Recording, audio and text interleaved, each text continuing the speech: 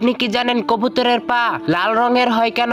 বন্ধুরা, তা জানার আগে ভিডিওটিতে একটা লাইক দিয়ে চ্যানেলটি সাবস্ক্রাইব করে দেন। তো বন্ধুরা, যখন নূহ আলাইহিস সালামের নৌকা থেমে গিয়েছিল, তখন হযরত নূহ আলাইহিস সালাম কবুতরকে জমিনের খবর নিয়ে আসার জন্য পাঠালেন। কবুতর যখন উড়ে গিয়ে জমিনে পা রাখলো, তখন কবুতরের পায়ে লাল মাটি লেগে গিয়েছিল।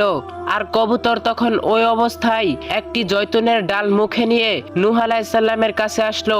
আর তা দেখে হযরত নূহ আলাইহিস সালাম বুঝে গিয়েছিল যে জমিনের পানি শেষ হয়ে গিয়েছে।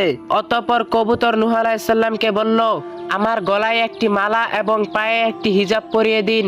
আর তখন হযরত নূহ আলাইহিস সালাম কবুতরের গলায় একটি হার পরিয়ে দেন এবং তার জন্য দোয়া করলেন যেন তার পা লাল হয়ে যায়। আর তখন থেকেই কবুতরের পা লাল রঙের। কবুতর হযরত নূহ আলাইহিস সালামকে সাহায্য করেছিল, তাই আল্লাহ তাআলা মানুষের মনে কবুতরের প্রতি ভালোবাসা সৃষ্টি করে দিয়েছেন। সকলেই কমেন্টে লিখি সুবহানাল্লাহ।